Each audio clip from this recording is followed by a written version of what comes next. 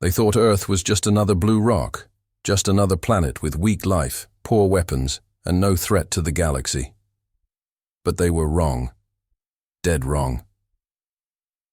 The first mistake was thinking humans were soft. The second was sending a message. A video signal hit every major satellite in the solar system. Every human screen turned black, then lit up with the face of something not human, tall, scaly, red eyes, armor made of bone. An alien general, Zareen High Commander Karax, spoke in a cold voice. This message is for the creatures of Earth. You are not ready for the stars. You are not strong. You are not wise. You are now part of the Zareen domain. Surrender or be removed. Seconds later, Earth's moon base exploded. Live. On screen. Just like that, the first shot of the war was fired. Commander Derek Ellis stood in the Earth Alliance Command Center. He didn't speak for a while, just stared at the smoke on screen. His hands were behind his back, his jaw tight. His officers waited. Then he turned. So, they finally found us, he said. Commander, his comms officer asked, what do? We don't run. We don't cry. We don't scream. He leaned forward, eyes sharp as steel. We show them what happens when you mess with humans. Meanwhile, in orbit, the Zareen fleet entered Earth's space. Dozens of ships, shaped like spiked serpents, hovered over the outer colonies. One landed on Mars, another on Europa. They dropped troops like it was a game, laughed while they destroyed human settlements, thought no one would fight back, and they were almost right. Except, they didn't expect Private Sarah Lee. Sarah was no soldier. She fixed wires, cleaned vents, programmed defense drones, but when the Zareens stormed the Europa mining colony, she didn't hide. She ran straight into fire, grabbed a shotgun from a fallen guard, set traps in the tunnels, lured them into oxygen rooms and blew them sky high. She wasn't trained. She was angry, and humans. Angry is dangerous. Back on Mars, another outpost fell, but 3 engineers stayed behind, turning broken rovers into remote bombs. On Earth, hackers built viruses in bedrooms that shut down alien targeting systems. In space, a rogue pilot flew a cargo shuttle into a Zareen ship's engine core and survived. Humanity didn't send armies. It sent everyone. Karax growled in his throne room aboard the flagship. They fight like animals, he spat. Untrained, dirty, unpredictable. A smaller officer replied nervously, but they keep winning, sir. Karax stood, smashing the table with one hand. Then we burn them all. But it was too late. Humanity had activated Project Revenant. It wasn't a weapon. It was a plan. Ellis had seen this coming. He had studied alien war history. He knew the Zareens were coming someday. Now, the plan was in motion. Satellite cannons hidden in the asteroid belt. Deep space drones that cloaked like shadows. AI traps built inside abandoned ships. And the most dangerous weapon of all, human creativity. On a distant moon, a small group of scientists turned sound into a weapon, creating sonic waves that made Zareens collapse without firing a single bullet. On Earth, school kids made a viral video mocking the Zareen Emperor. It hit 10 billion views and triggered panic in the alien culture. Why? Because they didn't understand humor, and that scared them. Commander Ellis watched from orbit as the first Zareen battleship exploded from inside. No missiles, no nukes, just hacked navigation, bad math, and a sudden change in gravity. They weren't ready for human-style warfare. By the end of the first month, 12 alien ships were gone. Colonies lost, 6 reclaimed. Thousands of humans dead. But millions now ready to fight, and the message from Earth was clear. You picked the wrong planet. We are not prey. We are not peaceful. We are not alone anymore. We are human, and you just made the worst mistake of your life. It started with screams, then silence. An elite team of Zareen soldiers landed in the deserts of Earth, fully armed, fully confident. 10 minutes later, only sand remained, and a single broken helmet. Inside it, scratched in blood. Wrong planet. The Galactic Confederation watched the replay in disbelief. The Zarenes had dropped 40 troops into the Sahara to conquer a human resource zone, but what they didn't know was that zone wasn't undefended. It was home to Ghost Squad 9, an off-grid human special forces unit. No base, no nameplates, no mercy. Lieutenant Kael of the Zareen Empire stood over the body of his third soldier, eyes wide in shock. There were no explosions. No alarms, just death. The humans didn't fight like soldiers. They fought like shadows. 3 Zarenes entered a cave system chasing what they thought was a child. The first died to a tripwire. The second to a knife in the dark. The third, they never found the body. High above, Commander Ellis read the mission report. No celebration, just a quiet nod. They landed on Earth like it was a hunting trip, he said. Now they're the ones being hunted. Meanwhile, in New York, a civilian girl, Maya Tran, age 19, was live streaming on her phone when the sirens began. Alien drones flew over her apartment. She didn't run. She climbed to the rooftop and aimed a laser pointer at the sky. Within seconds, anti-air systems hidden in nearby towers locked onto the signal and blasted the invaders out of the sky. Millions saw it live. The video went viral. A teenager helped destroy 2 alien drones with a $5 laser. The comments section exploded. We're not afraid. This is our home. Try harder. Aliens.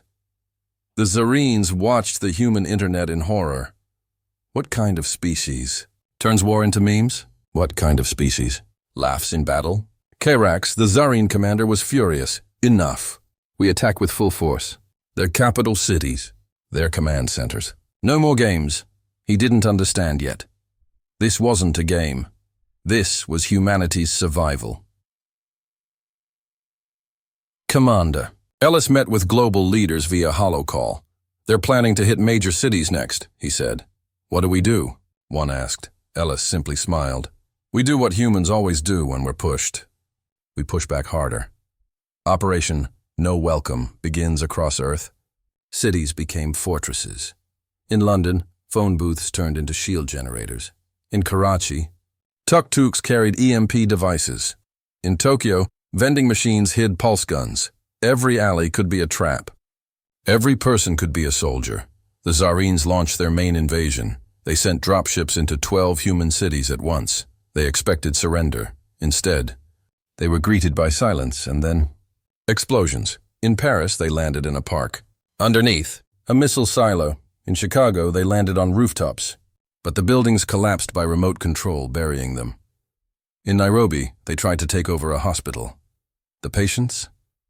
Combat veterans, armed, angry, ready. One Zareen soldier crawled out of rubble, bleeding, terrified. He looked at the sky, whispered into his comm, requesting evac. Earth is not like the others. Commander Ellis stood before a wall of screens. What's the damage?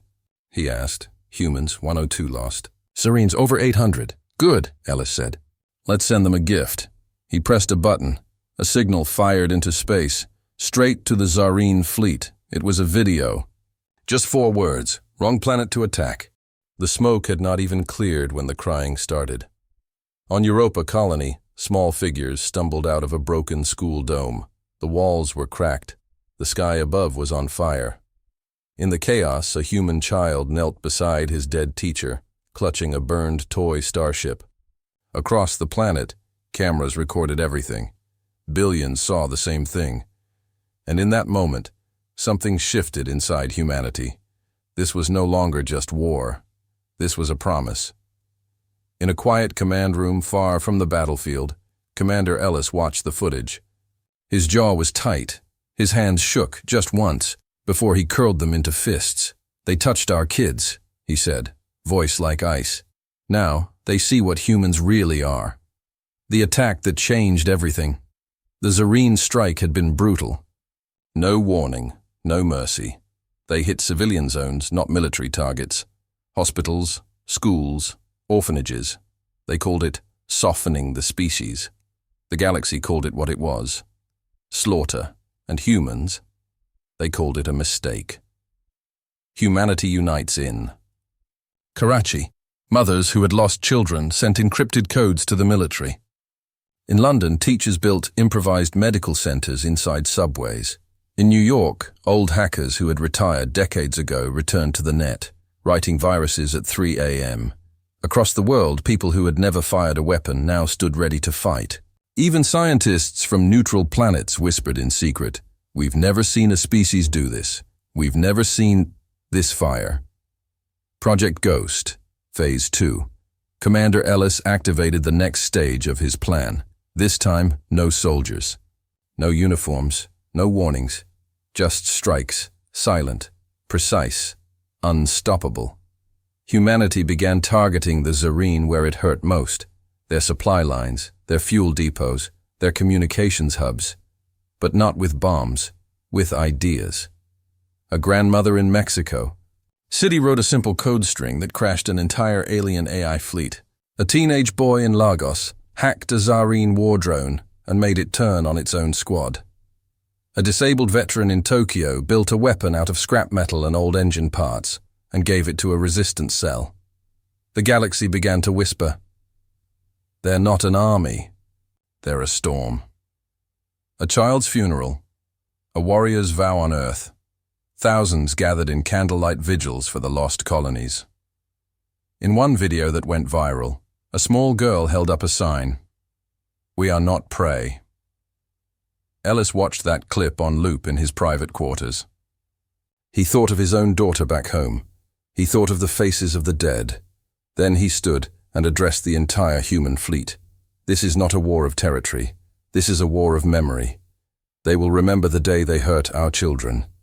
They will remember what came next, and they will never forget the name human. The turning point, the Zareen planned another assault, this time on a medical ship carrying refugee children. They thought it would be easy. It wasn't. When their ships came out of warp, they were surrounded by a ghost fleet, hundreds of human drones cloaked, silent, waiting. Commander Ellis gave the order. Lock. Fire. End it.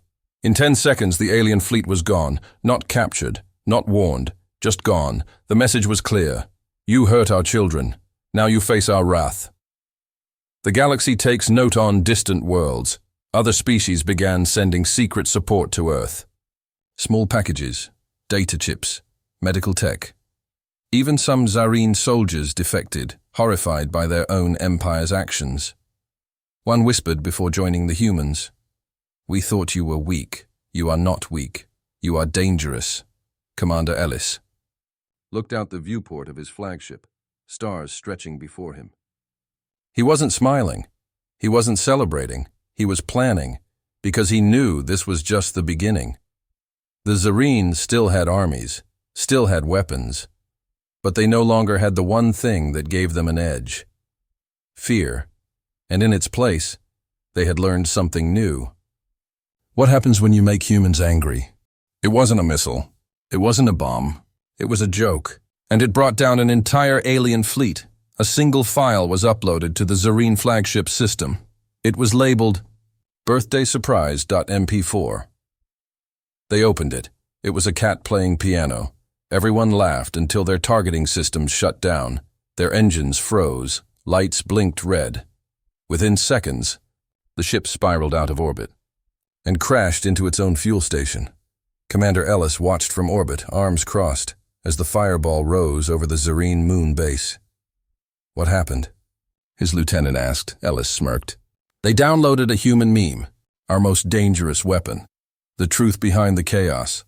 The Zareen had finally adapted to human guns, ships, and ground tactics. So humanity changed the game. They stopped attacking with weapons and started attacking with ideas.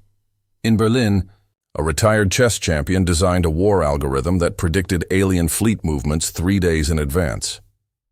In Nairobi, a graffiti artist spray-painted alien language symbols in a strange pattern on a supply ship. The pattern activated a dormant virus hidden in the hull, written by human. Codebreakers boom, 3 ships down. The galaxy called it madness, but humans called it thinking sideways. Psychological warfare. Begin Zareen soldiers started, hearing strange voices in their helmets, whispers, laughter. Children. Singing, not ghosts. Radio signals bounced through hyperspace, distorted human lullabies and coded fear. Triggers aliens began to hallucinate. Some refused to sleep. Others begged to go home. One alien general screamed in frustration, "They are not warriors. They are nightmares." He wasn't wrong. The weapon no one expected, it wasn't a super laser. It wasn't a death ray, it was human adaptability. In 30 days, Earth built 19 new weapon systems, none of them designed by military labs. They came from students, gamers, tinkerers, retired mechanics. Prisoners with nothing to lose. Each system worked differently. Each one broke alien protocols. None of them were in the Zarine battle manual. One device used chewing gum to block a plasma coil. Another used kitchen magnets to disrupt energy shields. A toaster was once turned into an EMP bomb, no joke. The galaxy started whispering again. The humans. They are impossible. The realization Serene High Command held a secret meeting. "We have stronger ships," one general said. "Better armor. More numbers. Then why do we keep losing?" Karax shouted. An old scientist finally spoke. "Because they are not following the rules. And we don't know what they'll do next." Commander Ellis reviewed the latest battle report. 5 Zarine ships disabled without a single shot fired. "How?" someone asked. He answered, "We told them the wrong coordinates. They jumped into a sun." The puzzle of humanity. Zarine researchers tried to study human behavior. They watched movies, read history books, listened to music, and got more confused. Why do they laugh while dying? Why do they sing in war? Why do their children design weapons? Why do they cry and then destroy you? They didn't understand. They couldn't, because humanity's greatest weapon isn't technology. It's emotion mixed with intelligence, hope, that refuses to die. Anger, that turns into innovation. Fear that becomes strategy, love. That becomes resistance. The Zarines wanted a war of power, but humanity gave them a war of surprises. And in that game, humans are undefeated. The first sign was the silence, no gunfire, no alarms. Just wind, dust, cold. Captain Drex of the Zarine Empire stood on Titan's surface, Saturn's largest moon, with 30 of his best soldiers. "Scanners show nothing," his officer said. "No life signs. No weapons," Drex grinned. "Then Earth has finally run out of tricks." He was wrong. Very, very wrong. They had come to take control of the Titan fuel mines, the last major energy source for Earth's outer colonies. But what they didn't know was Titan wasn't a base. It was a trap. Exactly 4 minutes after landing, their ship exploded behind them. No warning, no sound. Just fire and a shockwave that threw them to the ground. What happened? Someone screamed, "EMP mine." Another replied, "How?" "There's nothing on radar." Exactly, above them, hidden inside Titan's rocky cliffs, tiny black drones watched, unmoving, unblinking, and recording. Everything. Back at Earth HQ, Commander Ellis folded his arms. He leaned toward the screen, watching the chaos unfold. "Operation Ghost Cage activated," he said coldly. "Let's begin." Titan. The human death field, one by one. The Zarines moved forward. Every 10 steps, one disappeared. No bullets. No lasers, just gone. Fell into underground traps. Stepped on mines disguised as ice. Touched walls that were actually living tech. They tried to retreat. The exit path was already buried under falling rocks. Triggered by their own movement. They were surrounded. Nothing, and that was the terrifying part. 1. Zarine screamed into his comms, "It's not a battlefield. It's a maze. We're rats in a lab." But there was no answer. In orbit, a captured Zarine general watched the screen from a prison cell. He turned to Ellis, pale with shock. "You built this." "For us?" Ellis didn't smile. "We didn't build it. We waited for you to come. Welcome to the last planet you'll ever touch." The fall of Titan. The trap was not about destruction. It was about message. For 72 hours, human traps wore down the Zarines mentally, physically, emotionally. Every food pack they found exploded into choking gas. Every safe spot they marked was already tagged by human. AI every Zarine scanner gave false readings, leading them in circles. Some started turning on each other. Some begged for mercy, but the humans never fired a single shot. Back on Earth, news spread fast. Titan trap activated. No human casualties. Entire Zarine platoon missing. A meme went viral. Aliens wanted a fight. We gave them Titan. The lone survivor. 4 days later, a single Zareen crawled to the edge of a human outpost. His armor was shattered. His voice barely a whisper. He pressed a shaky claw to the communicator. Don't. Send more. They're not soldiers. They're monsters. Commander Ellis stepped forward, looked the alien in the eye, and asked, Do you understand now? The alien nodded, trembling. Yes, you are not like the others. That's right, Ellis said. We're not fighting for glory. We're fighting for our home. The message echoes across the stars. The footage of Titan's fall was sent, not by humans, but by the survivor himself. His warning spread faster than any official broadcast. Don't go to Earth. Don't go near its moons. Don't mess with humans. And somewhere in the darkness, dozens of neutral species watched quietly and realized this war has already changed the galaxy. The meeting room reeked of fear, not blood, not smoke, just pure, silent panic. 10 Zareen warlords sat in a circle, their skin scales rippling with stress, their claws clicking on the cold steel table. The lights flickered. The central screen lit up. The human face returned. Commander Ellis, calm, clean, silent. He said only 5 words. You should have left us alone. Then the screen went black, and all 10 Zareen warlords finally understood extinction was already on its way. Operation Final Echo far above Earth, hidden in asteroid shadows, humanity's real fleet powered up. Not just Earth ships, Mars warhawks, lunar storm cruisers, Europa stealth corvettes, Titan Black Ops vessels, over 300 ships, united, a fleet not made to survive. But to end, Commander Ellis stood at the edge of the command deck. They wanted war, he said quietly. Let's give them a history lesson. The battle begins. The Zareens launched their largest fleet ever, 1,000 ships, powered by dark energy cores and ancient tech stolen from other worlds. They laughed. They thought they would crush Earth in one strike. But when they reached the battlefield, something was wrong. Where is their fleet? Asked a confused alien captain. And then the stars moved, from behind moons, inside gas clouds, under debris fields. The humans came, fast, silent, merciless. One by one, Zareen ships blinked off the radar. Exploded without warning or simply vanished. What weapons are they using? Screamed a Zareen admiral. The answer? All of them. Hacked gravity wells. AI-driven swarms. Reverse-engineered alien tech. Self-sacrificing drone ships. Some weapons didn't even exist in theory, but humans had built them anyway. The turning point. The Zareens tried to retreat. But the wormholes they used? Now blocked by human-built satellites disguised as space debris, a final trap. There was no escape, no mercy. Commander Ellis gave the final order, switched to silence mode. No more talking, no more messages. End it, the extinction of a war machine within 3 hours. The Zareen fleet, once the galaxy's strongest, was reduced to floating scrap and frozen bodies.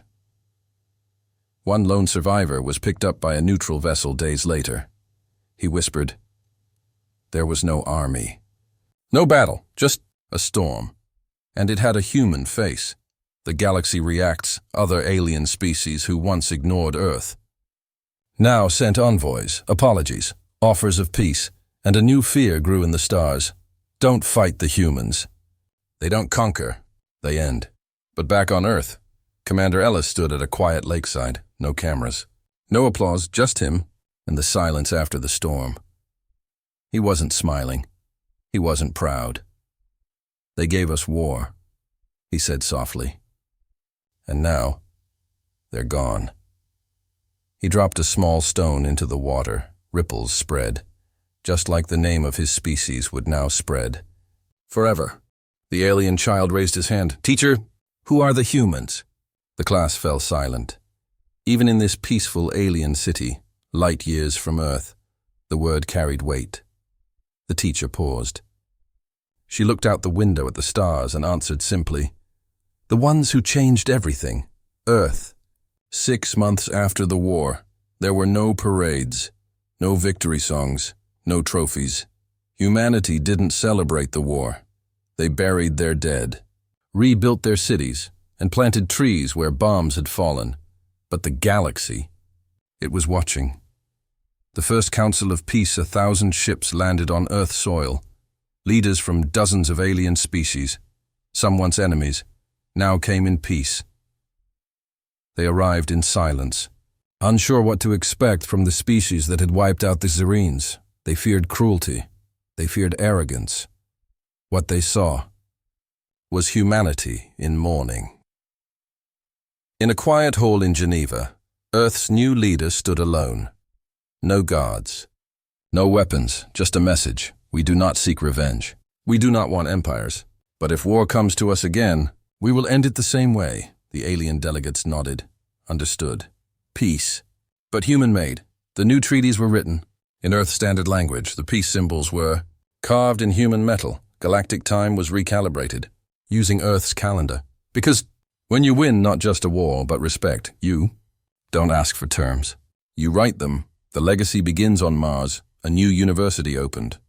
Built with help from 12 alien species. Its name? The Human School of Impossible Things. Subjects included emotion in warfare, creative resistance, adaptive survival. Why Earth survived. Students came from all over the galaxy to learn from the species that had redefined survival itself.